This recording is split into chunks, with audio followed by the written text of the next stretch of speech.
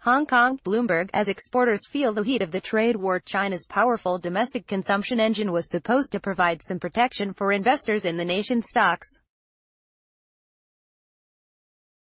That's not working out so well. A narrative that's captured traders' attention in recent weeks has been a consumption downgrade in the world's second biggest economy. With official data already showing retail sales growth slowing, investor alarm increased when China's biggest liquor maker, Kweichow Moutai Co, reported its weakest profit expansion in almost 3 years. Moutai alone lost 212 billion yuan, $42.1 billion in market value over 6 days last month. And stocks of companies that sell less discretionary items have done even worse. The Shenzhen CSI 300 Consumer Staples Index slid 22% in October, its worst month since the 2008 global financial crisis. Daiming, a fund manager at Hang Seng Asset Management Co. in Shanghai, is among those who have bailed on China's consumer story for now. He sold off his portfolio of those stocks earlier this year, in favor of financials. We haven't figured out the reason clearly for the apparent changes in spending habits, Mr. Dai said. Among the explanations market players cite, rising property prices and rents that have crimped the ability to pay for other items, a collapse in so-called peer-to-peer lending platforms that hit some individuals' finances, a probable slide in consumer confidence, for which few gauges exist, thanks to negative news on trade relations with the U.S., and signs of consumer behavior becoming more sophisticated, with shoppers getting savvier at finding bargains. The earnings from Moutai, which makes the baijiu liquor that's often prized as a luxury gift, were concrete proof of China's consumption growth slowdown, Mr. Dai said. The next key tests will be Singles Day, a shopping bonanza promoted by online retailing giant Alibaba Group Holding Limited, and spending over the Lunar New Year holidays, he said.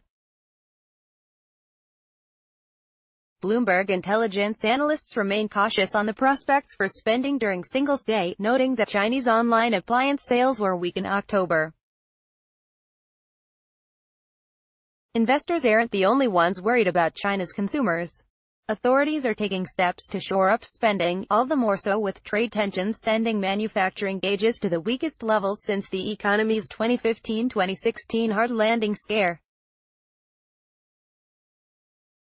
The slowing auto market has been one major reason for the deceleration in retail sales this year, and China's top economic planning body is proposing to have the tax on car purchases to 5%, Bloomberg News has reported. Personal income tax cuts are also on the table. There are likely to be more actions, predicted Laura Wang, a China equity strategist at Morgan Stanley in Hong Kong. For now we still look at this as a relatively short-term cyclical consumption momentum slowdown instead of a longer-term structural decline, she said. Improvements could come as soon as the first quarter of 2019, Wang said. Still, Mr. Wang recommends tilting toward materials and energy companies at the moment. We do not recommend adding exposure to broad consumption-related sectors, such as autos and retailing, she said.